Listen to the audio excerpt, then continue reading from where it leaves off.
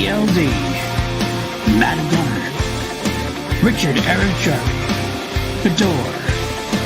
Welcome to Scoundrels, Movies, News, and more.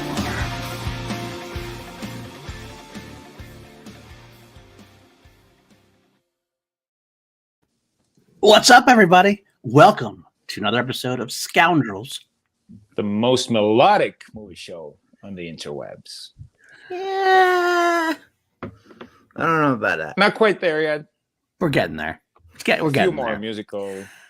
I am getting topics. started. I am actually saying one of my favorite things about the show now, starting to be, is waiting to see what you're going to come up with. Like, because you have something different every week, and I'm here for it. I like melodic. I'll go for melodic. This week it counts, I think. Good. This is kind of giving it away a little bit what my choices for the main topic are as well. That's right. That's right. But it's kind of also in the title, so we're okay. We're okay. It's already No. Yeah. I'm talking more like melodic because Oh, they're a little more Jarvi, I don't know if you've heard my band. We're not very melodic. exactly. I would not use that word. I would not use. What would that say word. the most thumping or aggressive, The most aggressively thumping. violent, violent. like throat scratchingly, bleedingly. Yeah, something like that. we'll go with that. Okay, anyway, welcome to another episode of Scoundrels, where we Episode talk about 8. movie news. We talk about movie news. We get all sorts of topics going on. We'll talk about main topics. We'll talk about the topics we're going to throw in. This week's topic is going to be the one we just alluded to. Jarvi talked about our top three, or favorite three, rather, songs written specifically for film, and I'm very interested to get into this one. I will say we'll get to that towards the end of the show. I want to bring it up right now, though. Matty Gunner seems to think that I'm going to be having the same number one as him, and I don't think it's true. I don't think it's true. I think we're gonna have the same artist. I don't think we're gonna have the same song. Okay, that could be potentially true. Then I'll have to see. We'll have to find out. And yes, my computer is fixed. I'm back on board. I'm ready to go. My queen hat's back. I feel better.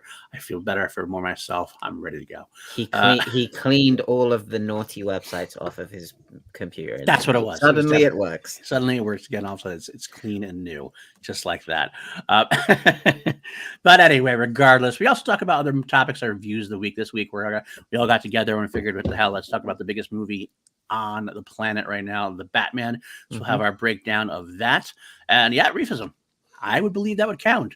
I'm not going to get into too many details, but that was when his first debuted in the Rocky 3. Quick song check there. The originally was meant to be Another One Bites the Dust by Queen, and then they decided to go into the more original song instead with Survivor. Yeah. But yes, Eye of the Tiger was written specifically for because I was looking through like the Rocky 4 soundtrack, which in my opinion is one of the best movie soundtracks of all time. Burning Heart, No Easy Way Out, they were all on albums before. Yeah. Oh, what a great like what do you call it? Mix up Personal too. They feel like they were written for Rocky 4. Yeah, I agree with that. I agree with that aspect. But before we get into all that, I should introduce ourselves. I, of course, am PLD, as you know. I'm here with Matty Gunner. How are you doing, my friend? I'm doing good, my friend. How are you? Not too bad. And of course, our brother from Estonia, Richard-Erik Jarvi. How are you doing, my friend? what's going on? Doing a little better. It's been crazy here, but have recently got myself way more positive and trying to keep, as long as I can, keep myself out of the loop as much as possible. I'm gonna try to do that. Not in a what do you call it, a primitive, like a naive way that I don't know what's going on, but still it started to weigh on me in a big way. So I just figured we got the chopper on the roof just in case we need to get Jarvi out of there. That's true. There you go. Last action hero style. Brandy, my love. Oh, Brandy. Ooh. That's what you got Brandy. To make Brandy. sure you replicate or Brandy. Whatever the word I'm looking for is, rectify that, because that is a great. Brandy. The soundtrack is the movie. Let's be honest with you. The whole movie is one big music video, pretty much. So let's be honest. Yeah. If you love the soundtrack, you love the movie for that reason alone. Brandy, please rectify that, and your life will be infinitely better for it. But I digress. Matty, let's start with the news of the day. You gathered a couple of news pieces, including one that I decided to reject because I gave no fucks about. So while I may be the producer of the show, Paul has the final say. I do have veto power, and I just didn't want to talk about. I'll even drop it here because we're going to talk. I guess we're going to talk about it. I want to drop it here. I rejected the Keanu Reeves voicing Batman in DC League of Super Pets because, honestly speaking, I could give a shit. But I did. You guys had it here first. Paul doesn't give a shit about Keanu. Jarvi did. That's in this case, no. Jarvi did make me watch the trailer, and I did watch it. And my percentage of giving a shit went up from about 0 to about maybe 1%. But wow. Well, I tried because I honestly thought the trailer wasn't too bad. It was pretty damn amusing. It could be. I could see myself seeing it and maybe enjoying it. But all right, Matty, what are the news topics that were approved and we're going ahead with? So our state media news topics. Very well. The first story, kind of confusing as to how this is going to happen. I Am Legend 2 is going ahead, and it's to star Will Smith and Michael B. Jordan. Woo! Wow. Now, Jarvi and I have talked about this before, I think. I feel we talked about it on Class Action at some point. Not that it was a topic. We mentioned the movie before. We're both big fans of I Am Legend. I was a very big fan of I Am Legend. So I'm very happy to see this happen. I do understand the confusion considering the theatrical ending. Right, exactly. I think that's the key here, and I think that's how they're going to get you. I remember that one of the time back in the day, the theatrical ending was a little bit maligned, partially because it veered so much from the original source material. On the DVD that was released, there was an alternate ending that was more closely following the novel, and the alternate ending did see Will Smith's character survive. So I think that must be what is happening, and I'm of two minds of it. It's kind of an interesting thing because I don't know how many other products we can think of where a sequel was made based on an alternate ending that was on a DVD or Blu-ray. I can't think of one off the top of my head that really was like that. Can you?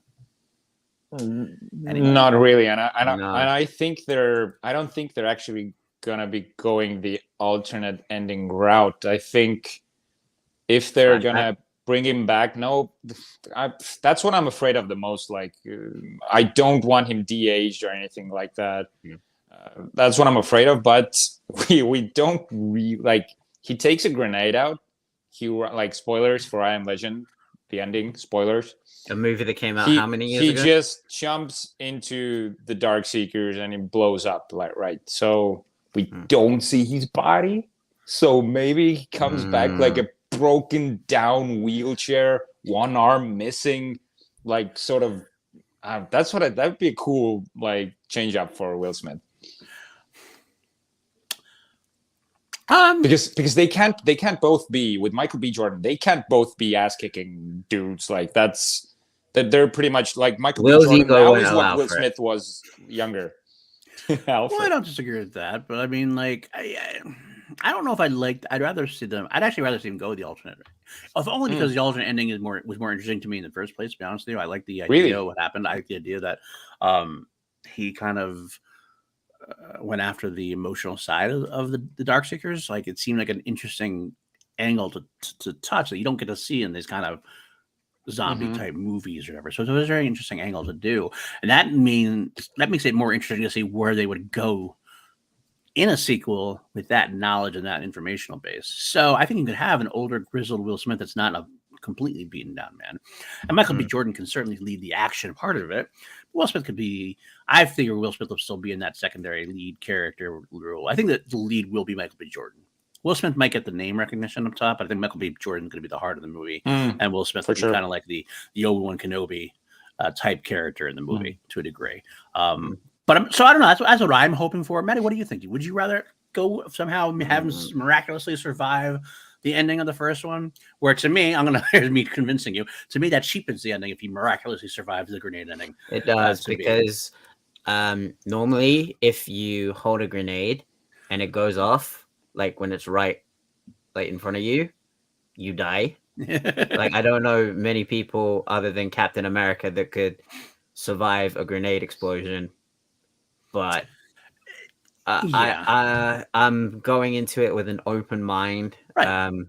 I would be curious to see how Will Smith and Michael B. Jordan play off each other, because those are two actors who, let's face it, like they command the screen when they're on screen. So having them on together, I don't know how they're going to be able to share it, if that makes sense, because a lot of people are going to be like, oh my God, that's Will Smith. Oh my God, that's Michael B. Jordan. Like, how do they work together? Right, that's a good call. That's a very good They're call. both like the smartest people in the room. Right, exactly. That's what it is. A good call there. But especially if Will gets an Oscar for King Richard, he's gonna kind of have. He's gonna be getting seniority. that Oscar. I hope so. I love King Richard, but like he's gonna kind of have that like seniority. King Richard, that has a nice ring to him. Fair enough. All right. Well, I think we've said all we need to say about that for now. We got a lot more to talk about. Let's go to the next chapter of our news stories. Yes.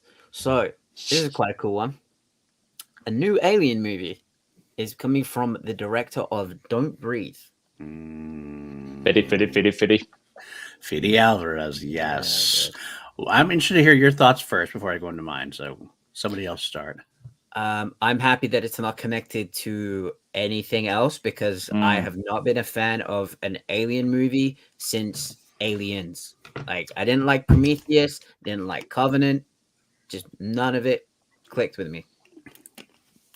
Okay. I think Prometheus was. I have a big soft spot for Prometheus, but I totally get why it doesn't work for most people. And you said it, Matty. I think the problem has been that they've been trying to loosely connect to the main story. Prometheus was supposed to be like the direct prequel, but they kind of skimmed down on it at the last minute. Then Covenant was sort of the connective tissue. Again, it didn't work as well. Because the alien world, the xenomorph, can be switched into any story pretty much. I'm so excited. Fede Alvarez, like what so I'm so sorry. I know his or her name. It's he. Yeah. I'm sorry, because I only know him from Don't Breathe and his name attached to that. If he can bring that use of silence into an Alien movie, I mean, that could rival the original Alien. He's gonna big claim. Could rival. I'll just say could rival, because to me, Alien is pretty much a perfect movie. So I'm so excited for this. Okay, I have some rants. The funny thing is, like, I can't say I'm not completely for or completely against this, to be honest with you. I'm a sucker for Prometheus. I love Prometheus. Prometheus is actually one of my favorite Alien movies in the saga. Like, I would say it's right up there with Alien and Aliens. I love it that much. I love it to hear that. I think that Alien Covenant was fine, but it kind of was. Pardon me for saying this, because I love Ridley Scott, but I think he pussied out a little bit. He listened to the fans, like, this needed more aliens, this needed more action, this needed more thing. I didn't want anything more. I was happy to explore more of a Prometheus had gotten Prometheus 2, exactly. I wanted more Prometheus 2. That was kind of just another Alien movie in a way. With that being said, I've been really hoping to see another Ridley Scott movie, because I want to see where we're going with the engineers and where they're going with David. I want to see them going back to that world and see what's going to go on next. I wanted more of that. We're not getting that now, so that makes me a little upset and sad. Likewise, there's an Alien TV series coming out as well, but I don't know much about that either. So we got two different projects going on. I'm not sure if that's going to dilute the brand or if that's going to be which one I'm going to like more. Everything's going to connect into a universe. That's what I'm saying. I think the TV series could very well connect to the engineer storyline, and Fede's movie could be a standalone. And maybe that's the case. Maybe that'll be okay. I will say I don't know much about Fede Alvarez. I did see Don't Breathe. Obviously, he did Evil Dead. I've never actually seen the 2013 Evil Dead. I would like to at some point. He wrote a couple of films and produced a couple of films. He directed The Girl with the Spider's Web, also the 2018 version of that, which I never saw. Again, I'm back up behind on that one as well. That's a miss from him. Okay. But he wrote Don't Breathe too, and he did some of the story on the new Texas Chainsaw Massacre, which I actually just watched today. And actually, I thought that was a lot better than people said it was, but that's another story. But the one thing I do have positive about this news is, despite Fede Alvarez to me being kind of like a I still call him an unknown quantity. Big hit and Don't Breathe for me. Everything else, I'm kind of like.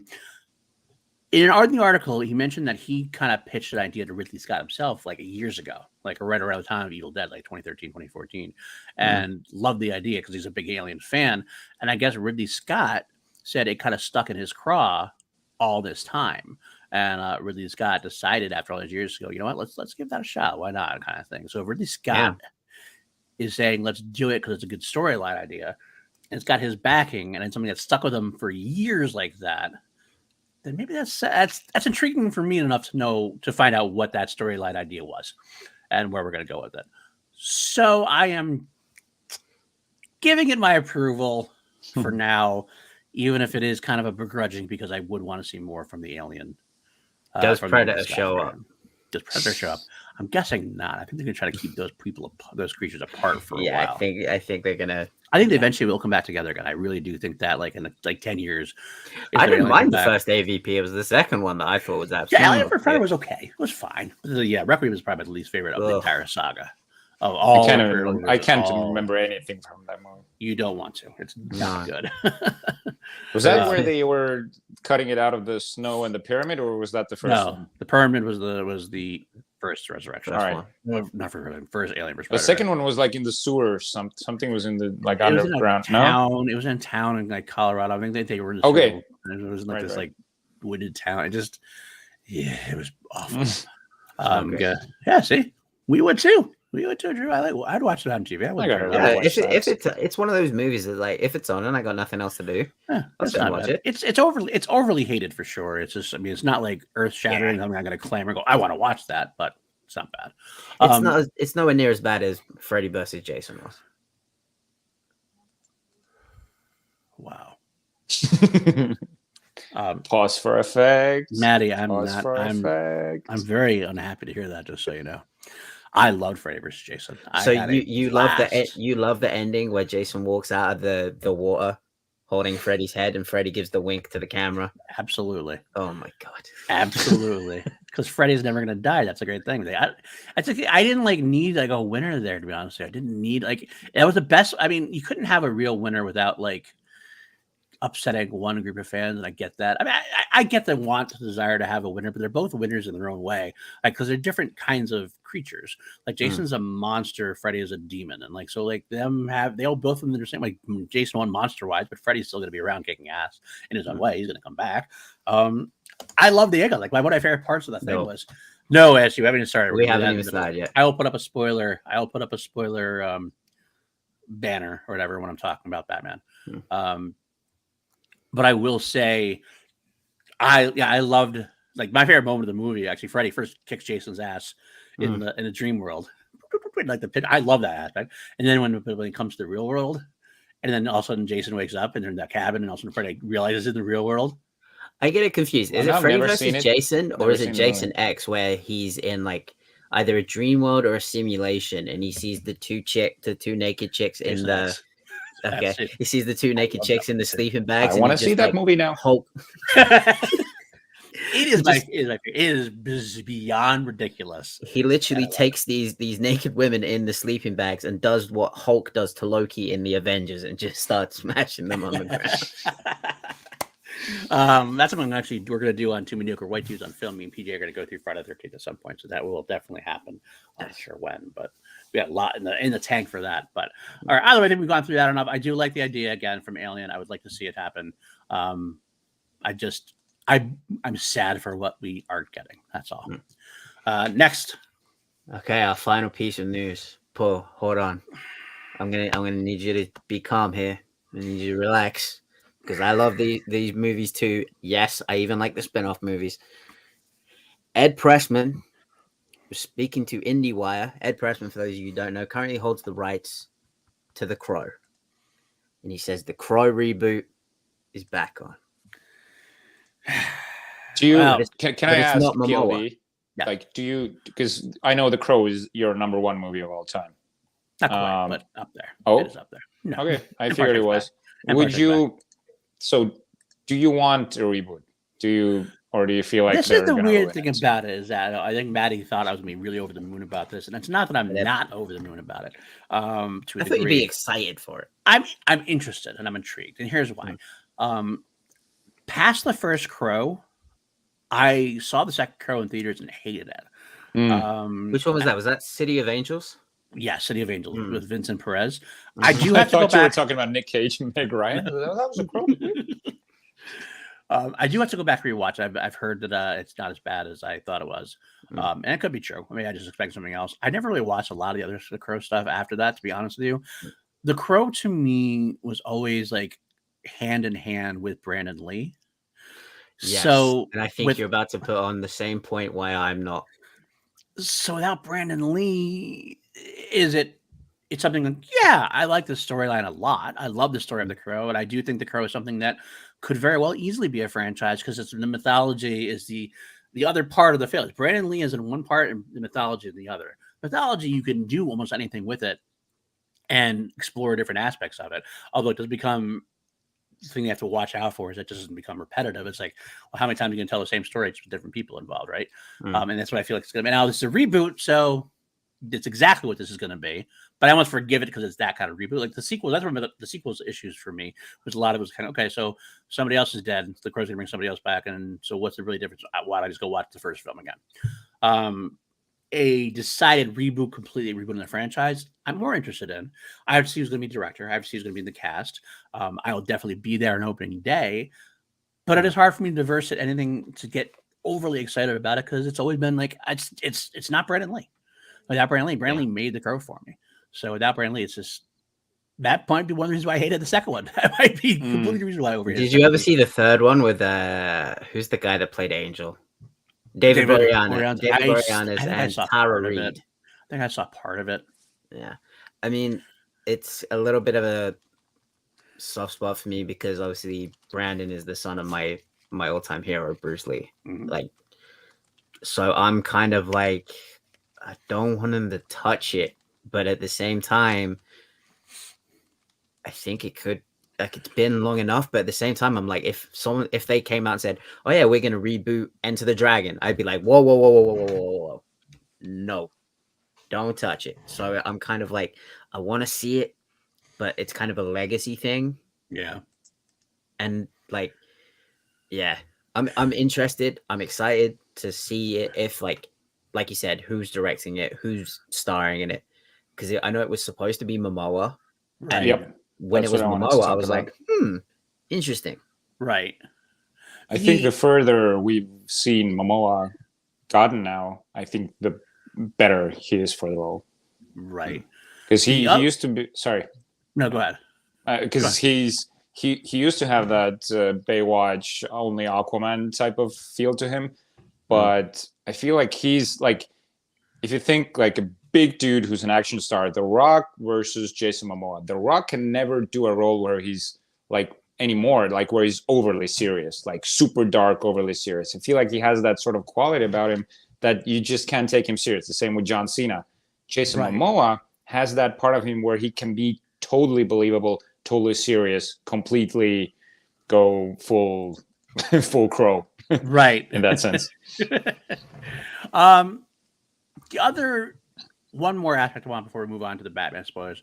The other problem with this is this has been like in production. Main topic before Batman. Before ever. Like I don't remember when like this started. But it's been going through so many times. Like it's going to happen. It's not happening. It's going to happen. It's not going to happen. It's not going to happen. It's not going to happen. I mean, everybody's been involved with this. Bradley Cooper was involved with this at one point. Momoa was at one point. It's been on this production hell forever. So I'm kind of more in the signs of now. Like the guy says it's back on. Yeah, great. I'll believe when I see a trailer at this point. So I'm not. That's one reason I'm not very excited about overall for that reason. But quick question: your fan casting for The Crow. Who do you pick if you got to pick one person? Driver. Oh, that came way too fast. You didn't just pull that out of your ass. I thought about that a long time ago. Okay. Actually, if you ever go back to the Action Movie Anatomy, that was my recast when I did Action Movie Anatomy. Wow. My first time I ever called into Ben and Drew before I got to work with them. We talked about the Crow. They did a recasting, and I recast with Adam Driver as. He's already got the look. He doesn't need anything. No makeup, no hair, nothing. He's ready. He's got the attitude. He's big enough, but he's not like buff. He's got this like slender, long lanky body enough. Type. Lanky, exactly. Look, he has this kind of like not like superstar boy, cold sort of face, right? He's not like the pretty boy model type look. Exactly. Like a unique, interesting face. Everything else, I thought that'd be good. I actually, if you want to know my other recasting from that Action Movie Anatomy, I believe I put Forrest Whitaker in the Ernie Hudson role, in the Albrecht role as the cop. I put who do you have as the villain? I can't remember the original. Top Dollar is Michael Wincott. Wincott. I put I went a little more cerebral with it. I wanted to go a little more assassin. Giancarlo Esposito. Right. Oh, dude, I remember your recast now. I remember the other one. Oh, I think Biling was going to be his side character. There was going to be the new Milan. I can't say that name. I apologize for saying it wrong. I don't remember the girl who played the new Milan, the live action Milan. That was going to be my. Oh yeah, she was good. Did that. That was actually 4. So those are my 4 recasts. I could go deeper. As long as it's not Jared Leto, because that screams something that they would call Jared Leto for. Yeah, it does. Please, dear God, not him. Anyone but him. Here's the thing: is I actually don't mind Jared Leto. I like Jared Leto-ish sometimes. I'm not like I don't hate him, but I don't love him either. I do not want to see Jared Leto in this role. I'll point it out. I feel so bad about my pick now because Adam Driver feels kind of perfect, but I would have wanted for some reason, because I just watched the Papyrus SNL sketch again. Ryan Gosling, I feel like he's got these he can do very like the drive sort of way about him. He has this very stark sort of dead inside feel to him when he wants to. Yeah, to me, it would have to be someone that could carry very similar. It would have to be someone that could carry the action as well, and I don't know if there's very many people that I think could do it like Brandon did.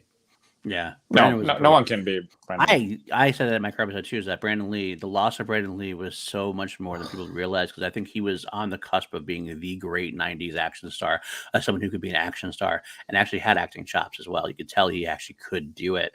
And he could add a great crossover. I think his loss was tremendous, and I'm very, very sad about it. Well, it was something that like even Bruce used to talk about. He wanted to use martial arts as his way to get into the movies and then show that he could act as well as do all the 100%. Christopher. We're big fans of the Papyrus sketch. That's right. ASG does say Leto and his Crow weird makeovers would make sense for that role. No. I mean, no, I get what you're saying, but I still just. He's pretty much doing it in Morbius. That's it's kind of like similar. It's another reason why I don't want to do it, because I don't want to like get connected. You know who I think would be good? I don't know if you guys have seen this TV show called Shadow and Bone. I haven't, but it's popped up on Netflix multiple times for me. Okay, have you seen the Punisher series? Which? Oh yeah, John Bernthal series. Yeah. Okay. Yes. The guy Ben Barnes who plays Jigsaw. Oh yeah. Oh, Ben Barnes is really good. Yeah, he's in Westworld. Yes, he is in Westworld as well with Ed Harris. I would like to see Ben Barnes in that. I actually like Ben Barnes a lot. I do think he could be possible. That's a good. Now that he's older, he's got that sort of rugged look. He was too much of a pretty boy before. Yeah. Now he can really pull it off. I think that's a good call. Good call, dude. Or you go old Crow and Keanu Reeves. No. it would be John Wick with it'd be too. I think that's the only reason why I say that is actually I love Keanu, but I think that would be too like weirdly connected. I'd want to see somebody else different to the role. Same thing for Leto. Leto to Morbius. I am the Crow agent. I think I'm Crow. I'm surprised you didn't pitch Ed Harris to us. I'm the Crow. I'm up here. You're down there. You came into the wrong goddamn movie. I think Ed Harris could be a good top dollar. Ed Harris would be a great Tom Dollar, actually. And you know what? You brought it up, so I'm gonna take advantage of it. An old man Crow would be kind of a cool idea. Not gonna lie. I want to see those long Ed Harris old man hair. 100%, man. 100%. I think that'd be kind of a cool thing to do in a way. Like it'd be a different, like my length hair but gray. Yeah, well, they do have that somewhere. Do I have it in here? Do I have the Sweetwater image of him in here somewhere? I might. Or we could have, like, I know who we could have the Crow go up against. Who's that? The Swan, and Matty's playing that because he's got the blonde long hair. There you go. The Crow versus the Swan. That'd be nice, man. I wouldn't want to punch Ed Harris in the face because, like, Paul would hate me for the rest of my life. Yeah, that wouldn't be very happy for me. Give me 1 second. I'm going to put something up for you in here if it works, hopefully. Image. Where's it? This is great TV, I know, but I want to throw it on there. So we definitely do have to move on, but to show it. There we go. So I mean, it's chaotic, but I think he can pull it off. That kind of give it all black, or whatever. That's actually he's a very the blue jacket though. The blue jacket. Oh my god. It's a very whacked out role. It's very it's very comedic role for him. He's badass though too. You really should watch it. Sweetwater is actually a very cool movie. Besides January Jones, who's not that great in it, she's the lead. I've actually seen the movie. You have? Okay. So I have seen the movie. Isn't he great? Isn't he pretty good in that? It's weirdly entertaining. Yes, it's entertaining. But he's a badass in it. Oh, yeah. That's good. He's also kind of crazy. It's not like his typical badass role. He's very, very crazy. But all right, now let's get into it then for the rest of the episode. Now we got two parts left. We got our main topic as well as our Batman talk. So, Jarvi, you seem to be keen on not doing Batman to the end, which is fine. No, I thought you said like Batman's next when we were talking about news. I just wanted to clear up that Batman's going to come after the main topic. Fine. Yeah, that's fine. Whatever you want to do. I know. Either way, that's good for me. Let's get to our main topic then. It's your topic. Go ahead. Can I quickly say why I picked the topic? Because back in, I think it was 90s, early 2000s, the movie soundtracks mixed in with like the music videos that came with scenes from the movies was like this was how we got to see scenes from movies, because we didn't get trailers online. We only got them at the movie theaters. MTV played those. I loved them. I listened to them. The song became one with the movie, and there was a time where the song that was created for the movie was like a big thing, and then like 2000 and I want to say 10 to 2000, somewhere in the 2010s, they kind of got rid of it altogether, and there wasn't really a trend to tie these songs to movies. But now they've gotten back to it, which I love. Yeah, it really has come back in a big way. What would you say? I'm gonna audible a little bit. Not your favorite. What is the peak moment? Like, if you had to pick one song that like just makes you go, "This is what I'm talking about." Well, it's my number Aerosmith, one. I don't want to miss number one. Okay, then what is the other? Is there another one you could choose that's not your number one? That's not on your list. Like the peak, I'd say Spider-Man, Chad Kroeger, Hero. Oh, interesting. I have two peaks I can think of. Go on. You Could Be Mine from Guns N' Roses for Terminator 2. I don't think that was written for Terminator 2. I think that was on Use Your Illusion Part 2 first. But I think it was written there. It was written for it and put on Use Your Illusion. Was it? Okay. I could be wrong, but I remember the video had a lot. But I was talking about as far as Jarvi goes, as far as like the movie cuts, movie scenes being interspersed in there and everything else, that kind of thing. That was peak that. And then Bryan Adams, Everything I Do, I'll Do It For You. That was my honorable mention. I got rid of it. I completely forgot about that. God, Those are peak of those moments. They're not in my top three, but that was peak for those moments. I love that one. This isn't in my top three, but if like we had to pick what we were like a song for us to say this is what we're talking about, my immediate is I Don't Want to Miss a Thing by Aerosmith. My wedding song. Was it really? We was. Great choice. Great choice. And also Kiss from a Rose wasn't actually written for Batman, but I will see Kiss from a Rose and I will say Fly Like an Eagle by Seal, which was written for Space Jam. Fly like an eagle. Even though it is a cover of the Steve Miller Band, but it was not written for, but it was recorded for. I guess that cover version was recorded for specifically for it. Okay, Space Jam. I was kind of confused. I'm like, that was a cover. Was I Believe I Could Fly created for Space Jam? No, I don't believe so.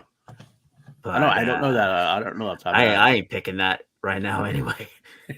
Fair enough. Why can't I think of the performer? Usher? No, it wasn't Usher. It was the guy who... R. Kelly. R. Kelly, yeah. He I'm was sorry. the guy who, Yes, exactly. Peak My Heart Will Go On. That was another good one, actually. That was another one. Yes. So I'll spoil a little bit. My list is filled with nostalgic love songs. Fair enough. I totally get it, man. Totally get it. Always, you can go start off. Start off with number 3. Me? Yeah. Go on. My number 3. All right. 3. Here we go. As I said, nostalgic love songs. This, I feel like, is the cheesiest pick of my top 3. This is Whitney Houston, I Will Always Love You from The Bodyguard. No. Kevin Costner, Whitney Houston. I mean, there isn't a more perfect love song for a movie where a bodyguard falls in love with the star who he's supposed to protect. I mean, this is cliche cheesiness written all over it. It's peak so Whitney at her very best. Like the long notes she carries and the 90s beat that's in the background. It's so easy to get lost in her lyrics and her voice. But if you listen to the background, it's like this very, very campy thing that's going on. And I mean, come on, I'm going to call it the drop, if the biggest drop, the silent moment, and then she just goes into Kevin Costner running, Whitney running, kissing at the airport, everything. Oh my God! This gives me chills. I'm a sucker for it. I'm a sucker for it too. I'm such a softie when it comes to these types of songs and movies, and this is one of the best ever. 2 songs from that soundtrack were nominated for Oscars. Not one of them was not one of them, which is so strange to me because that was the biggest song from the by far. Sure. I will throw Nothing Beats Ninja Rap. There's your cheesy. Home. There's your cheesy. There's your cheesy. There's your cheesy factor for you. That's a good one though. That's a good one. Dude. I got a great story with that song. Oh no, I can't say it. It's a little. I have the Top Gun soundtrack on vinyl. I did to take my breath away. I had the movie in the background. I was hooking up with a girl, and we did exactly everything. That song, like the weird kissing that they did. Attaboy, Jarvi, attaboy. I've never been more proud of you in my life. All right, Matty, what is your number 3? Okay, my number 3 is actually going back and forth between my number 3 and my number 2. But I want to give my honorable mention real quick because this is one I think a lot of people are going to expect me to have in my top 3. Let's leave the honorable mentions at the very end, like when we're done, because I didn't give mine either. Okay. Yeah, you did. You said that your I know Whitney Houston was my number 3. Oh, okay. Well, I thought we mentioned one, and you said it was your honorable mention. Yeah, you said everything I do it for you was your honorable mention. That's what you said. Did I? No. I said I'd left it off my list. Oh, okay. Okay. My number 3, Jarvi's already mentioned it. It's the absolute banger. Listen, I hate Nickelback.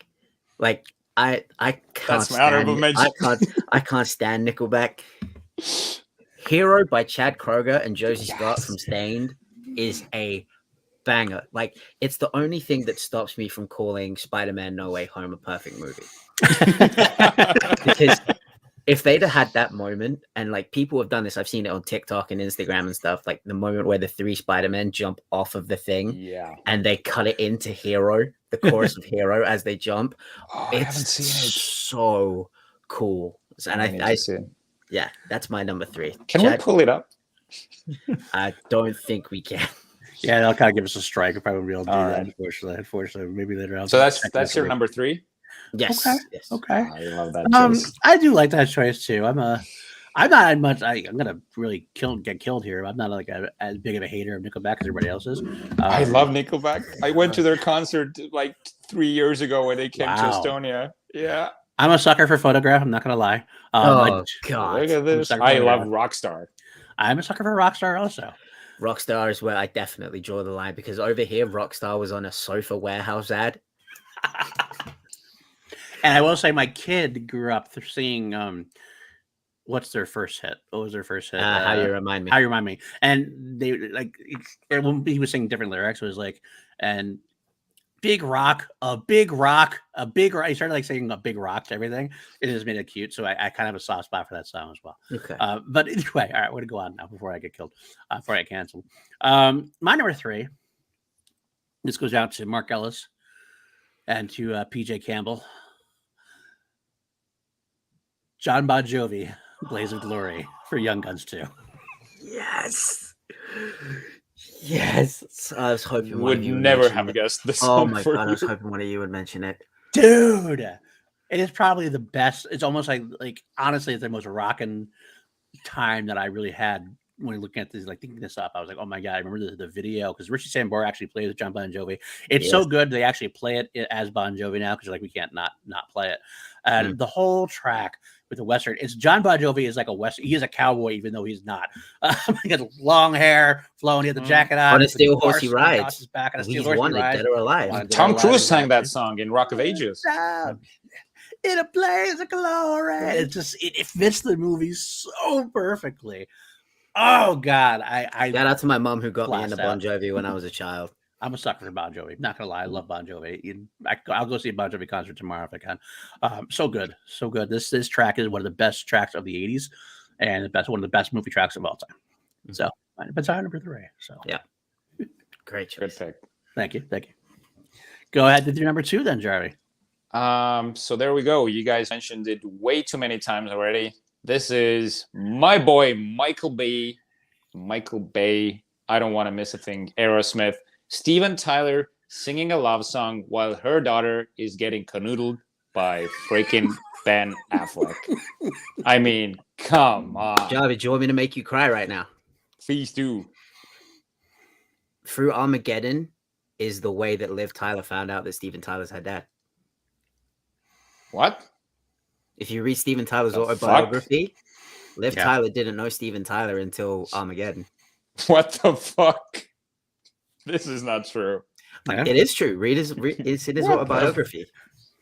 That's the They're first time both they met. their name Tyler. They look exactly the copy paste of each other, and they didn't know. Bro, Steven Tyler. Do you think he knows how many kids he's got? Oh, that's a good point. Well, they had suspicions. This was confirmed. I knew, like, because she grew up with, she was born Liv Rundgren because she used to live with Todd Rundgren, the musician Todd Rundgren. That's how she grew up for a long time. I mean, Steven Tyler was still around, and I guess like when you were like 10 or 11, she met Steven Tyler at that point and kind of suspected it because she kind of recognized that like she looked a lot like Tyler's other daughter Mia, so she kind of like had these like own little like. So her mother was not. Her mother told her earlier. I think she knew earlier on. I think this is the first time they actually. I think Armageddon might have been the first time they really kind of like came together as. I don't know that I don't know if that's true either, Matt. I think you're wrong. I think the autobiography wrong because they did the whole Aerosmith videos with her back in like the early '90s, like Crazy. Was she in that? She was in that music video for Crazy, alongside Alicia Silverstone. So I think that might have been wrong. I think it was like they might have gotten friends. They might have been friends. I think they might have like really gotten closer again during that, but I don't know. Forget what I said. Well, anyway, this we'll edit in post. This I feel like is the greatest rock love ballad ever created. I seriously couldn't think of a better one to fit this mold, and I think it's so far Aerosmith's biggest hit as well. Might be. And I don't know. I Walk This Way.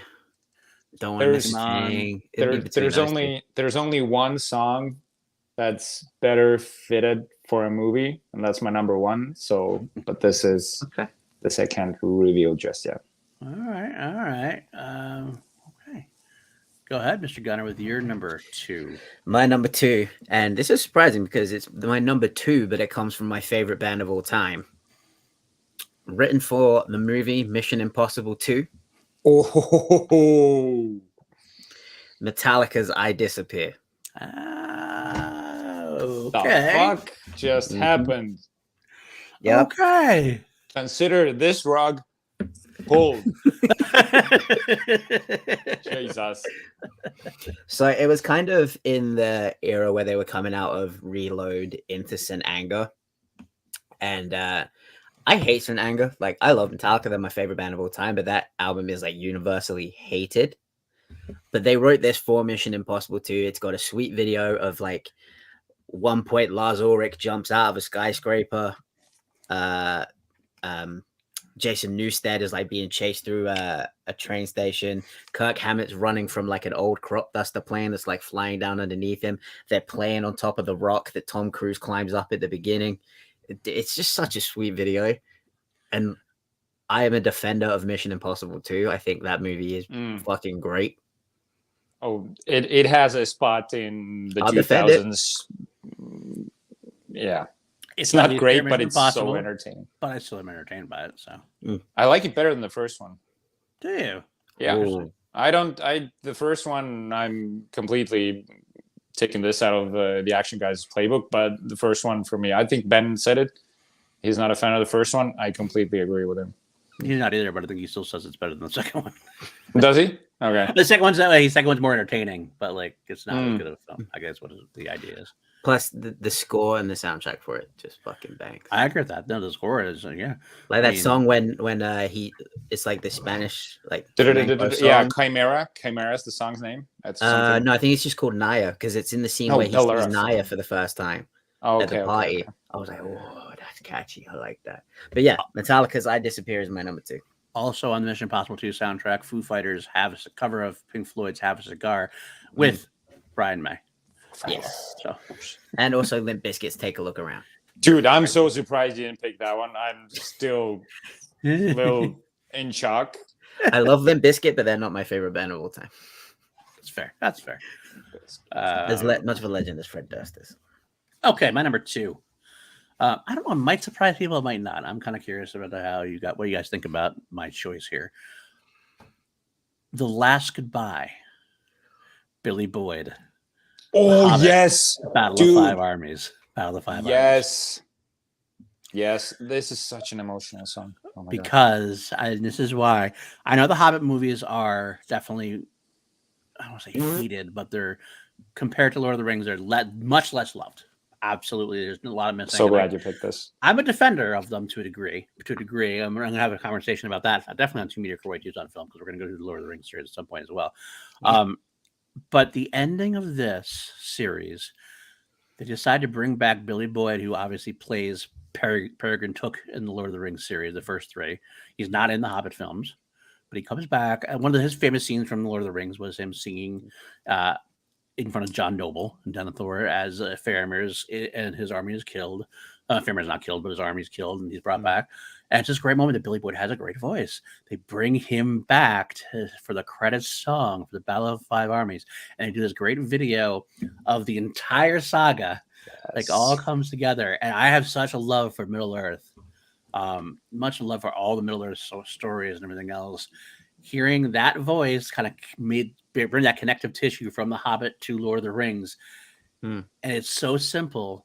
But so powerful. I can listen to it. Literally, it's one of the few songs that in my life I've got to listen to. I can listen to it like on repeat 20 times in a row, and I still get like little chills. I don't know. It's his accent's part of it. I don't know what it is. There's something haunting and ethereal about it. It's the acoustic. So it's just. He has this tenderness. Billy Boyd has this tenderness about it. Yes, and a tender sound. It's beautiful. I love it so much. This is why I picked this topic. Exactly. Like the video that shows like retrospectively what happened. And this truly was the last goodbye from Peter Jackson's Lord of the Rings. And all the cast members saying goodbye. Christopher Lee, who passed after, Ian McKellen's there. You see Elijah Wood there coming back a little bit to talk and everything else. Because he had those little moments in the Hobbits and the bookends of the Hobbit and things like that. It just, wow.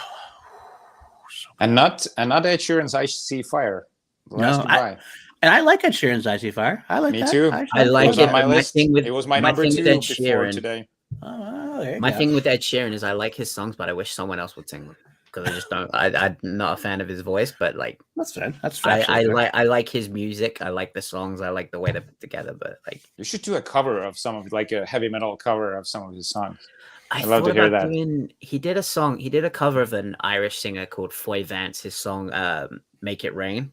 Is it Make It Rain? Yeah, Make It Rain, because it was on the Sons of Anarchy soundtrack, and that's a really beautiful song. And I thought about it, but you should do it. Before we hit our number ones here, started your Extreme Ways Born series, Moby. I don't think Moby's song was created for Born. I think it was used perfectly in there, but it wasn't created for it. But still, great pick. Matt, what's up, bro? Matt, oh my God, he agrees with you. He agrees with me, though. There you go. There you go. All right. Oh, by the way, when I was talking about I Will Always Love You, Christo said the song sounded better in This Is the End. When they're going up to heaven, the song comes up, and now and I, like they're rising up. Funny. That is pretty funny. I agree with that, actually. I gotta love that. I do love that. I just rewatched that movie not too long ago, and it's great. Same here. At all topics, we're not there yet, but no mention of monster yet. I will tell you, I'll spoil you right now, SG. It is not in my top 3. Not mine either. Not mine either. There you go.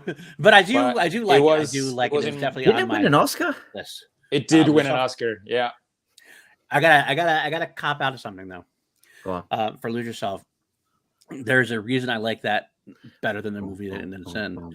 I have a moment in my life that actually that song played with that actually I listened to that. And when I hear that song now, I don't think of the Eminem movie. I think of this moment. It was the 2004 American League Championship Series where the Red Sox were down 4-0 or 3-0 to the Yankees, and they were coming back. They won Game 3. Or Game 4 they lost the first 3 games. During Game 4, they tied it up in the 9th, and then the bullpen got a recharge. Like all of a sudden, like we were going to extra innings. The Yankees could have won the game. They didn't have. They had 3 times to win. The Red Sox lost and they were done. So this is like they're throwing everything at the field at this point, right? During they go to extra innings, and all of a sudden they return to the studio from a commercial break, and the Fox cameras were on. You saw the 3 starting pitchers, Kurt Schilling, Tim Wakefield, and Derek Lowe, walking out to the bullpen to get ready, to fortify the bullpen for the rest of the game. And that song is playing on the radio, and Fenway Park went fucking nuts. It was like it's like a reloading the guns, like Kurt Schilling going back there. It's like dun, dun, dun. We were one opportunity to come back, and what happened? Of course, at the end, they came back and beat the Yankees and everything else. I get chills right now looking about it. Yeah, I'm getting chills from your story as well. So every time I hear that song now, I can transport it back to the LCS. So. But anyway, with that, let's go on to our number ones. Jarvi, what is your number 1 on your topic? My number 1 is the most obvious one out there, but it's there for a reason. This is Celine Dion from Titanic. My Heart Will Go On. All right, This song defined an entire generation. This is the greatest love song of all time. This song still brings tears to my eyes when I think about it. My ex couldn't even listen to this song without thinking about Leo DiCaprio's fate in Titanic. It's a perfect love story that ends in tragedy. And the song, actually, this was my first slow dance with a girl who I was hopelessly in love with. So I think I was 10, 11, something like that. And that song is it's etched in my memory because of Titanic and because of the first slow dance that I had. Danny, I'm supporting you. I'm gonna come clean right here, and I may lose my metal card for this. I saw Celine Dion live in Vegas. Nice. And the only reason we went, we paid like $200 for the tickets. The only reason we went because of that song. Yes. I don't know. I couldn't name you another Celine Dion song if you asked me to. I know. We went solely for that, and she made us wait. She made us wait the entire show. She played it last, like in her encore, and we were all there, just like, God, just fucking get to it, please. Did she do the Show Must Go On? No. Okay, because she has done that in the past too. She does actually a pretty decent version of that. But yes, my heart goes. Yes, that is actually one of my favorites as well. I'm not gonna lie. I'll fully take away my metal card, my rock card. I love that song as well. It's a beautiful song. It almost got overplayed for a bit for me. But, exactly. But I'm okay with it now again because I haven't listened to it in a while. So when it comes back on now, I'm like, yeah, it's good stuff. It's good stuff. All right, Matty, what's your number one? Well, the artist, you're wearing the hat. Ooh, I like that. Now, Metallica might be my favorite band of all time, but to me, Queen are the greatest band of all time. That's why I love it, brother. And the song is my second favorite Queen song written. Number one being "The Show Must Go On." Number two, "Who Wants to Live Forever." From Highlander. From Highlander. Oh, I didn't know that was written for that movie. Queen wrote the entire soundtrack for that movie. Really? I had no idea. I love you have the version on It's Kind of Magic with Brian May singing the first verse and then Freddie comes in. But the reason I love this version is because it's Freddie the whole time. Mm-hmm. I'm going to interject something real quick. Matty, you were right. My number one is also Who Wants to Live Forever. I knew it. It's exactly the same thing. And Matty's again right. Also right. The film version has Freddie sing the first verse, and so it makes it a unique version when you listen to it in the movie. Right. The album version, single version, Brian, the guitarist Brian May sings the verse, which is cool too. Honestly, it's cool to have that different voice because it's actually interesting hearing Brian's voice, which is a very much lighter voice, a very more folksy voice, and he has this kind of I say weak, but I don't mean it's like a weak voice, but it's just it's a weaker voice compared to Freddie. But it's cool to hear that because then the second verse comes in and Freddie's voice comes in and it's like, oh, damn, here we go. Yeah. Oh, damn, here we go. And then there's some cool versions. I've heard some live versions of it, which is kind of cool too as well. And something that Roder does, I've always wanted to talk about this, and I'll talk about this more. This is kind of a preview of the Who Wants to Live Forever Crown Jewels episode that I'll eventually get to somewhere way down the line because I'm one of the fucking first album so far. During the beginning, during the guitar solo, is Roder does something great with percussion, and it's like I know like boom, boom, and he does that in live. But the live version of Forever, he just keeps doing that. But in like the studio version, it's just this is boom, boom, and it comes back and just goes boom, boom, silence, boom, boom, boom. And the silence works so well, and it's kind of a weird thing unless you're listening to it to understand it, I think. But it adds so much more to the song for me. Very, very interesting. Other versions you should check out, by the way. Queen and Seal do it at the Freddie Mercury tribute concert, which is kind of cool. And it has a much different ending because the song actually kind of trails off and does a kind of orchestral outro, whereas the live version in the Freddie tribute concert has a definitive uplifting kind of like Who Wants to Live Forever, boom, boom, boom, boom, and it's this big cinematic type ending, which is really cool. And also I'll throw it out there too for anybody who's listening. Queen and Adam Lambert do a pretty. Adam Lambert's a pretty. I was gonna say like we got to go to the show at the Hammersmith Apollo with Adam singing Queen because I'm not gonna go into it, but Paul knows my personal history with the band, and I was nervous. Because I was like, if he goes to try that, right? Are they going to leave songs like that out of the set? Can he do stuff like that? Right. And when he hit those notes, I was like, that's it. Like I want to say Freddie incarnate, but he was born before Freddie died. Yeah. But like, he's a very good. He's not as good as Freddie was overall, but he is probably the best thing we've had since. Best attempt to have since. And Queen and Paul were great, by the way, too. I like Paul Rodgers with them, but it's just a different animal. That's a different kind of band. Getting off track though. Going back to the Queen thing. Going back to the film, I will say is about an immortal. It's about an immortal, someone who discovers he's an immortal. He has to watch his love die, grow old, and die. And that's part of the whole film. Like the beginning, you see him grow. His wife grows old with him. He's still young. He's still vital, and she's like an old woman, and she dies. And here we are. Part takes place in the past. Part takes place in the present. He meets another woman, and all of a sudden, it's like you see him go through the whole thing in his life, and the whole thing about who wants to live forever when love must die. And it's got Freddie fucking Mercury singing it, and it's got Brian May on guitar. It's just if there's anyone that will go down as an immortal, it's Freddie Mercury. Oh yeah. Ooh. Good stuff. You know, there's a way we could be getting a new version from Adam Lambert and the band in the Highlander reboot with Henry Cavill. I'd be interested to see that. I wouldn't interested to see that. It's happening. I know the reboot is happening. I know that I've heard that. Hopefully they would. I'd love to see Queen and Adam. Queen and Adam actually have been very hesitant about doing a new track together for various reasons. Brian has said they actually worked on something for a bit, but then like Brian lost interest or something. It wasn't working out to what he wanted it to be. I think he's scared. Honestly, I think Brian is scared because like Queen fans have had a very hard time accepting Adam.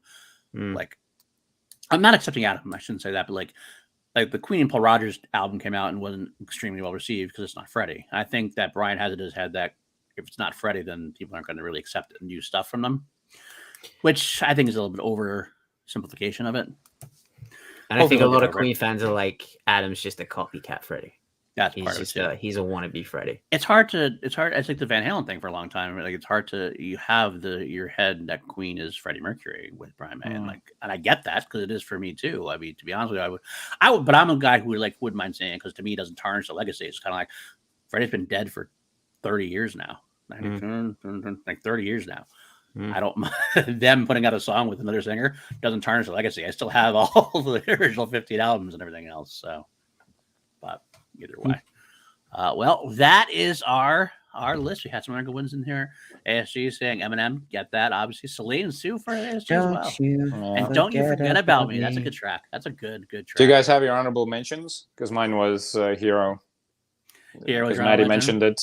Oh yeah, Danger Zone by Kenny Loggins. There we go. Will Smith, Men in Black for Chris. I like that. I used to know the whole dance.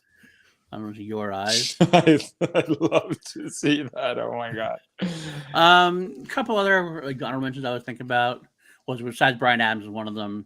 The Flash Gordon soundtrack was in my mind. I like the original Flash Gordon song was solid.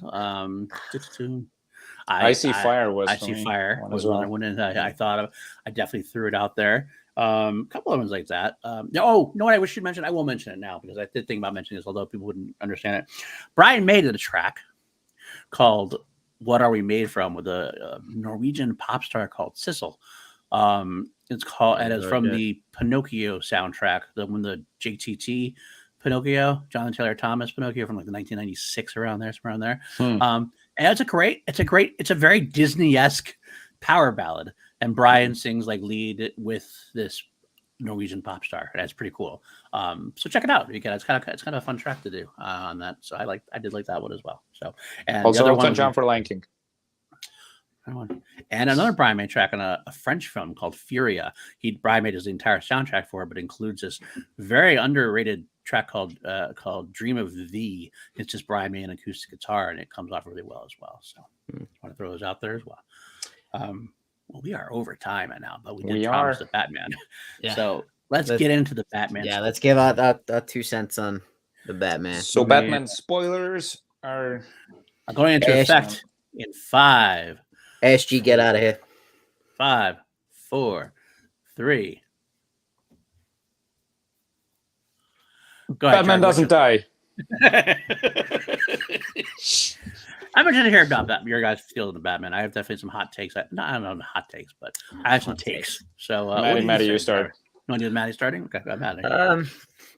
How do I? Oh God, I've seen the discourse going online, and I'm trying to put this in a way that people aren't gonna fucking bitch at me. I liked it. I enjoyed it. I thought it was a very, very good movie. I thought it was different. I thought it was not your bog standard comic book movie. I do agree it could have been 30 or so minutes shorter. I feel like there were parts that I thought were like not dragging, but like I would look at the time and be like, holy fuck, like we've been here a while. I will interject real quick. I'll talk about it more when I get to it. But like I kind of agree to a degree, but I don't know where I would cut it. That's the problem. I don't know where I would cut it. But yeah, maybe some shots were dragged out though. Probably could have done this stuff without him and his parents, because like we've heard that so many fucking times.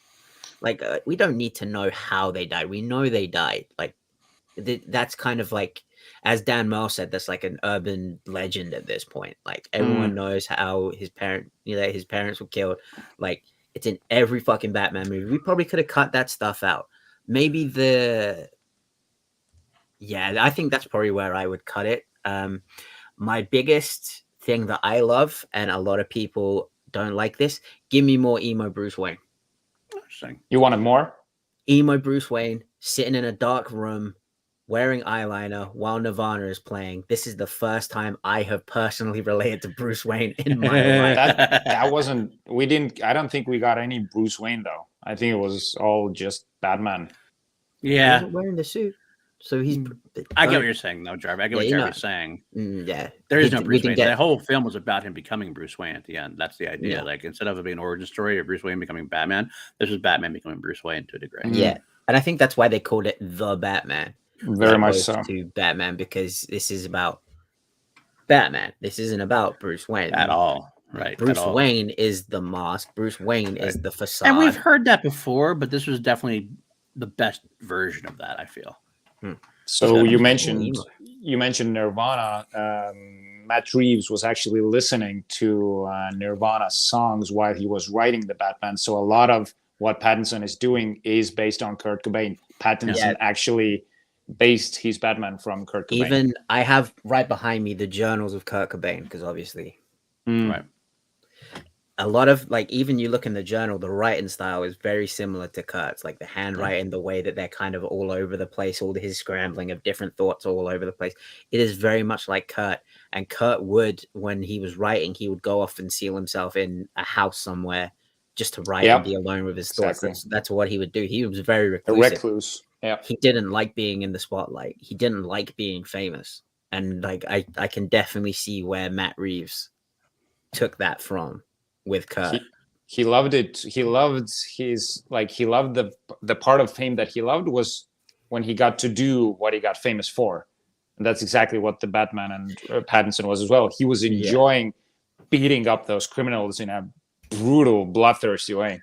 Well, I think one of the best parts about the Batman movie for me, and this is a small part, I'll get to it a little bit more when I get into my overall thoughts when it's my turn, but the difference is when Batman beats up like the Joker-ish gang in the beginning there, like the guy that he's there is like, oh, please don't hurt me. He's as scared of the Batman as the criminals are. Everybody's scared of the Batman. Like that's what he has begun. He's made himself fearful for everyone. Everybody's scared of him.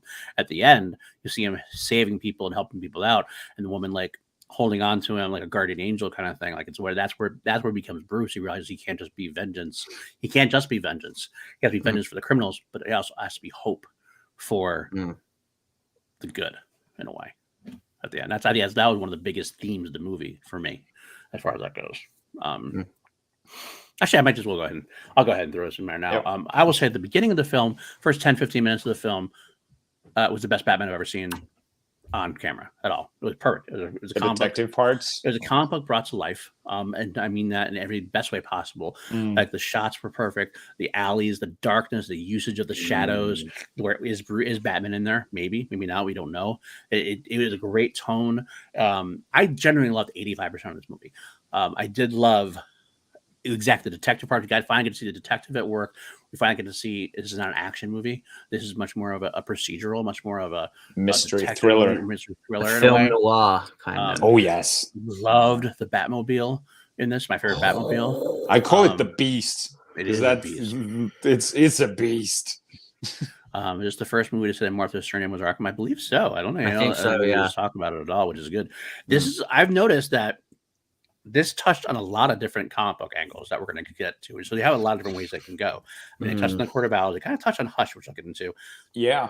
Hush was even mentioned. He even says the word Hush. Exactly. They touched on Long Halloween a little bit. There's a lot in there. There's a lot of it. I'm sorry, this is going to seem a little tangential. I'm going to have a hard time wrapping my word in how I want to say in what order. I hated the cowl. I hated the Batman cowl. I looked like he had an alien. He looked like he had a big tumor in his head. Like it was a big alien head. It's not a tumor. It is a tumor. That's the problem. That's what it felt like.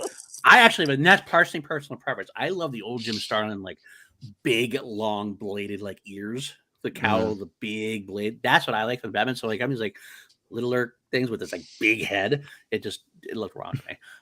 I never liked him in the costume anyway, but I loved all of the performances. I love Pattinson as Batman. No doubt. Love Zoe Kravitz as Catwoman.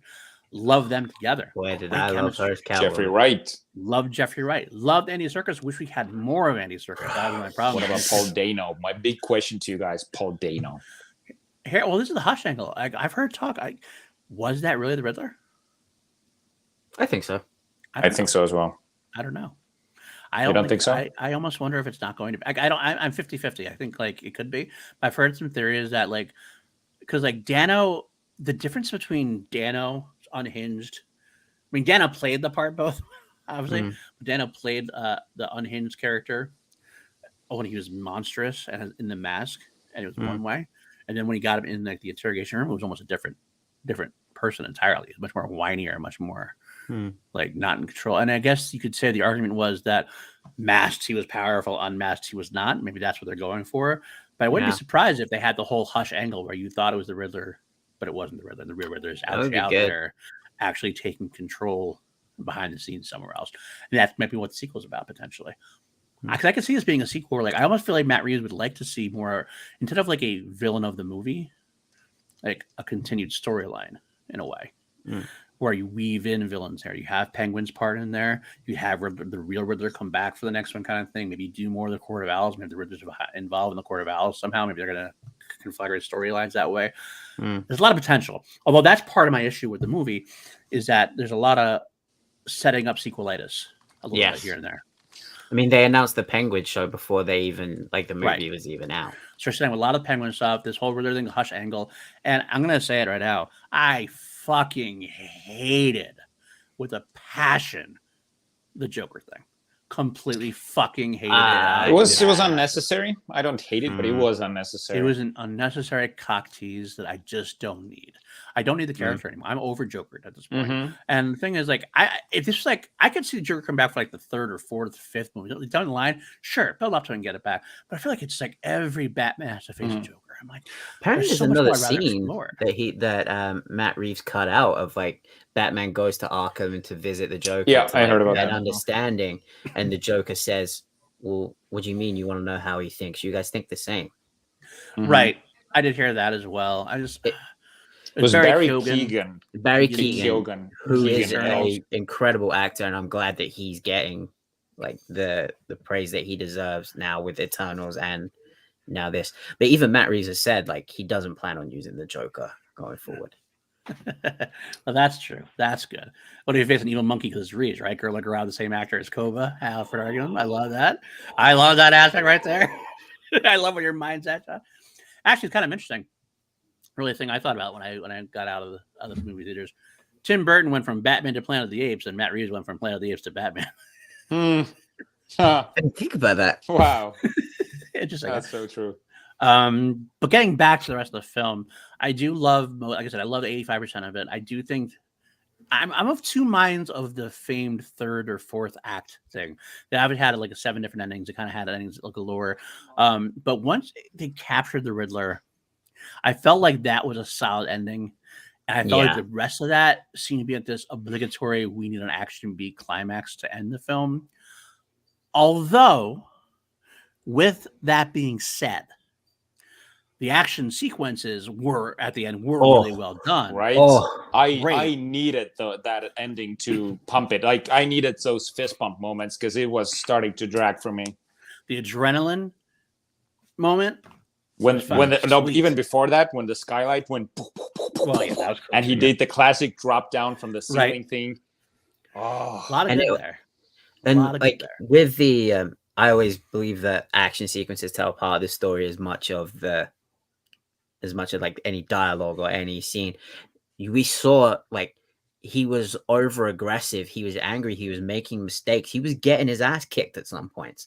So like we could tell he's still this reckless young man who really doesn't like, he's the world's greatest detective, but he still like kind of doesn't know what he's doing all the way yet. Right. Like he hasn't refined himself yet. So we see him like in these action sequences making mistakes, getting caught, getting his ass kicked. Well, the best part was he made the most important critical character arc during this. See, I keep saying it's kind of weird. Like I said, I keep going back and forth because I do feel it was obligatory. I do feel like it added to a lengthy movie, but there were some very key moments in there. The moment where he beats up the fucking guy, the Riddler henchman dude, or not henchman, really, whatever. And he pulls his mask off and asks him, "I am vengeance." Exactly. And he says he is vengeance, and he's like, you see Batman look at him and realize that like he is inspiring the wrong people. to a degree, and that's where he makes this turn where he has to inspire the regular citizens and be hopeful for them as well. The big key of the movie to me, and that's why it makes the it flare work moment as well. Yeah, yes, the leading them. He goes. It's almost like it's just like over. It's a little bit over the top, a little not subtle. When Batman flies down into the water, it's like a rebirth, a rechristening. It's kind of like when it was leading them out. You mean? Right? Because he went into the water. It's like that very much is a metaphor of a rebirth, because water's rebirth, that kind of thing. He comes out of the water, and all of a sudden now he's leading the leading the people away to the promised land, kind of. Right. And again, that goes back to the thing where the girl all of a sudden, instead of being scared of him, but before is now hopeful and wants him to stay because he's a guardian angel of sorts, so to speak. So it makes for a different take for sure. It does. That's another thing it's leading on. Maybe No Man's Land, which was kind of initially tried in Dark Knight Rises, but I think that needs more of a. I like Dark Knight Rises, but I think that No Man's Land is much more of an expansive storyline than No Man's Land got than Dark Knight Rises could give it. So it depends a lot where we go with this. But that's my problem too, is that it shouldn't depend a lot on where we go. I should probably take this as a standalone movie. That's why I go back and forth on it a little bit. Overall, probably in my top 5, top 3. I want to say top 3 Batman movies. I will go that high. I think. Same. Maybe top 4, depending. I have to rewatch 89 again. It's been a while since I watched 89. But yeah, I'm not gonna say I won't rank it yet. I have to wait. You have to pay attention to my Twitter before I do that. Have you seen it one time, both of you? Yeah. Yes, just once. I just saw it yesterday for the first time. So I do want to watch it again at some point too, but I probably will wait until it comes to streaming at that point. To be honest with you, I probably won't go back to theater to see it. But it was good. It was solid. So for my first time, I was kind of underwhelmed by it. So it was one of the hardest movies ever that I've had to review or rate, and I actually didn't. I couldn't rate it. But the movie had, even though I was underwhelmed, I felt like the movie had so much genius in it. So I was very torn. Now, having seen it in IMAX for the second time, I can finally piece it together and say that I love this movie. Good. I think it's Matt Reeves' greatest work yet. The direction at most times was close to perfect. You said it yourself. He captured the tone and the realism in a way that we've never seen before. Like, Nolan's Batman feels like a sci-fi movie compared to this one. So, and I would say that this is the best depiction of Gotham City we've ever seen. Oh God, yeah. Yeah, like Zack Snyder's was like my favorite for a while, but this was even better.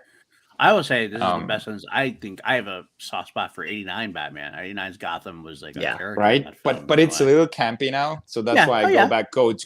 But the overall goth feel was 89 Batman was kind of the best tone so far. I did enjoy Pattinson as Batman, but I wanted to see more raw emotion, something he was. I could I've gotten to terms with him not being Bruce Wayne at all.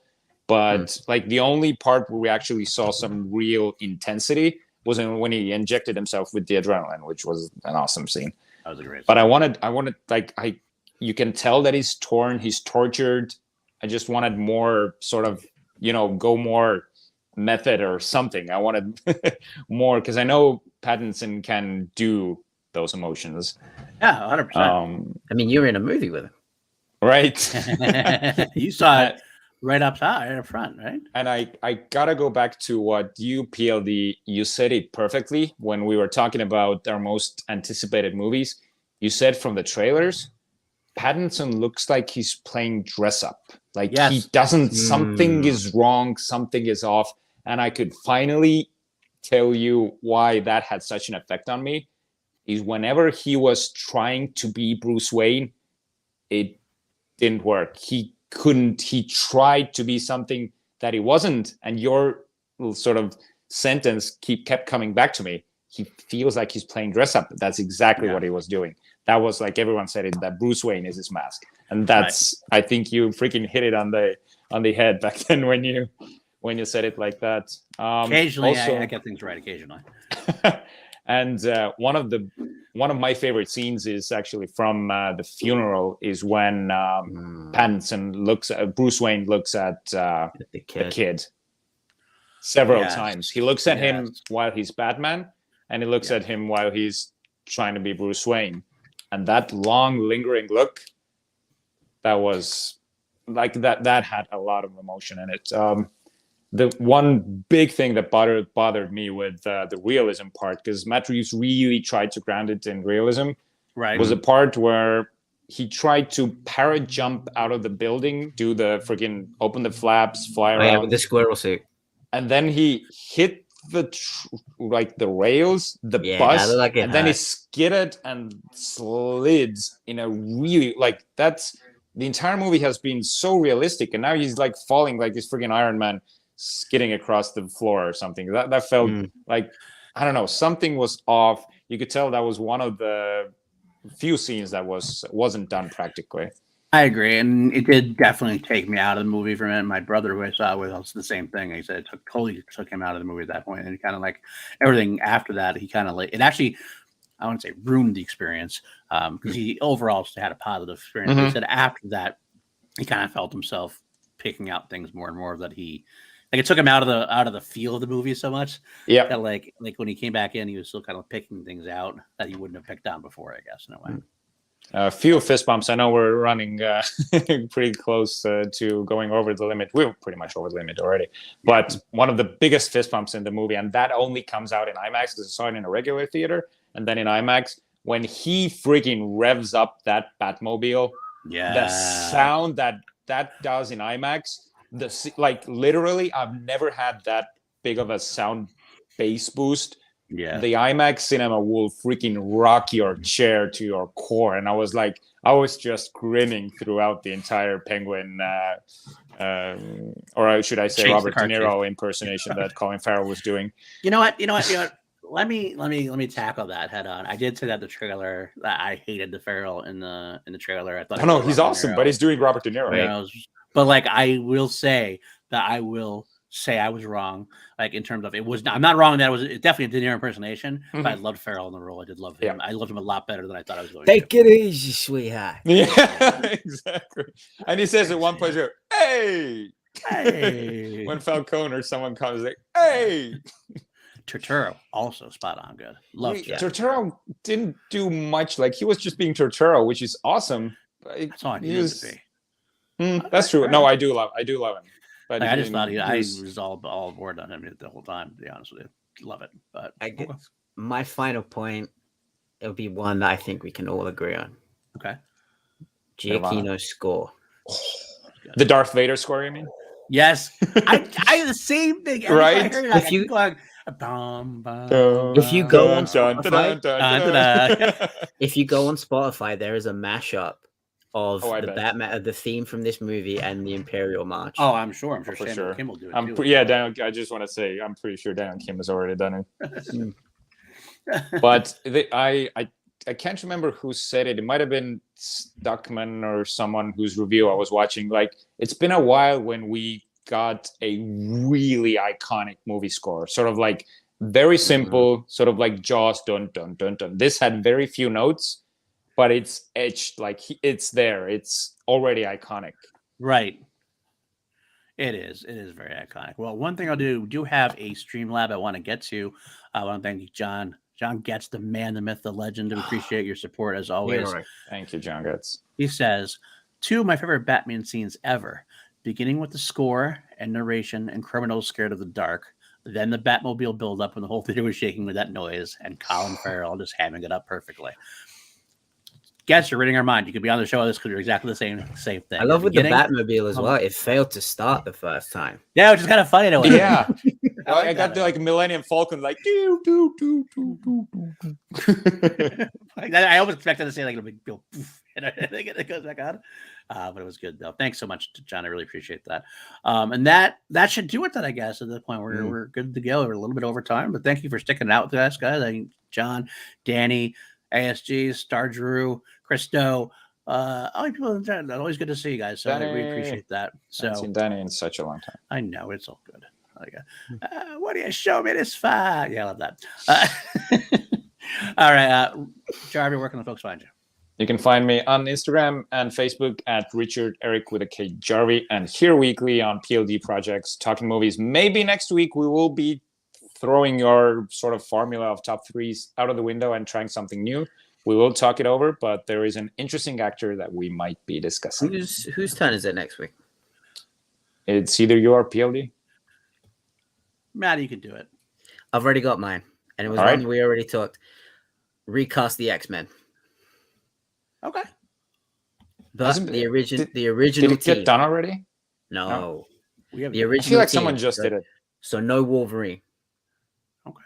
We'll go into details behind the scenes and figure it out, but recasting the X-Men, okay. Wait, no Wolverine? Who's the original X-Men?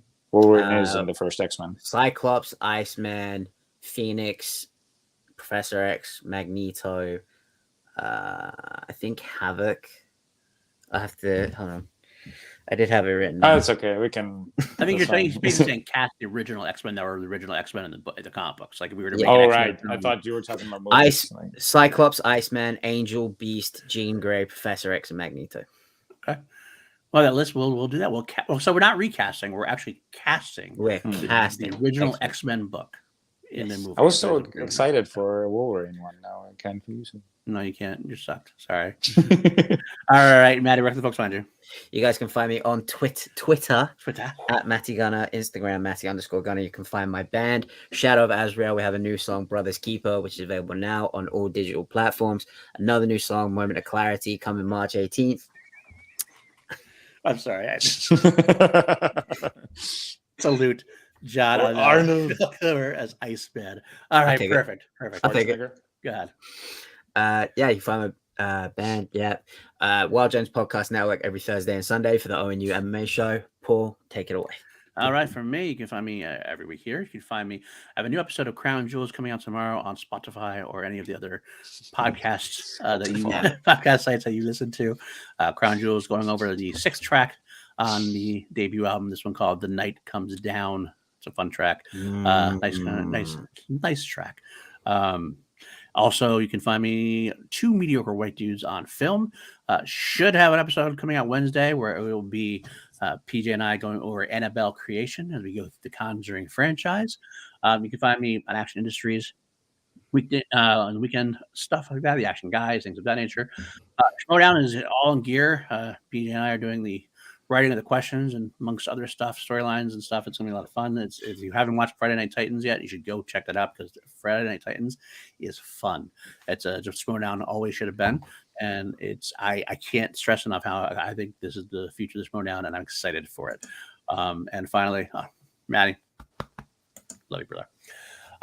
And finally, also, join the patreon.com/PLD projects. We actually have a couple of nice small groups so far, and I'm very, very happy, very proud of their support as always.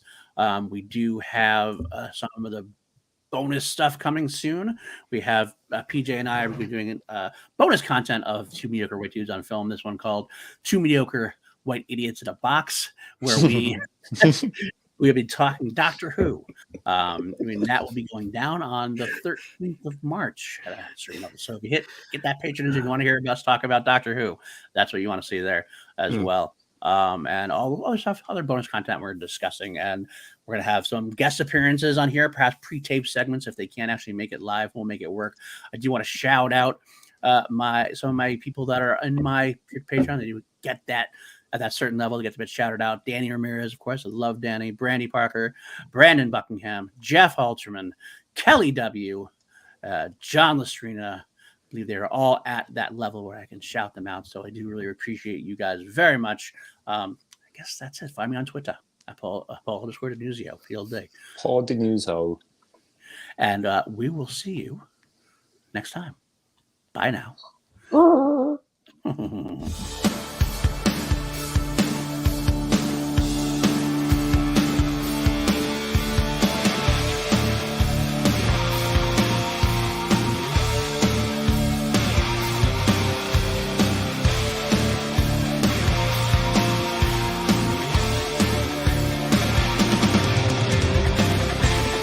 PLD.